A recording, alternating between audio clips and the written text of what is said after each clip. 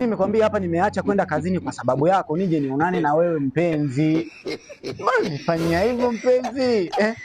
Nyumbani nimeaga nimeenda kazini, lakini kazini sijaenda kwa sababu mimi nathamini upendo wako Shika lavu shika, shika lavu shika mpenzi. Amini nakupenda baby baby.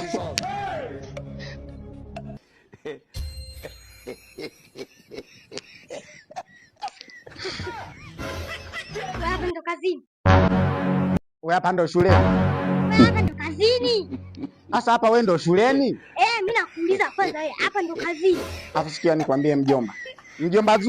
Mjomba Zuu nakuita mara 3. Usiendelee kunifuatilia. Mimi niende kazini haikuhusu, nisiende haikuhusu. Nitamwambia dada hujaenda kazini.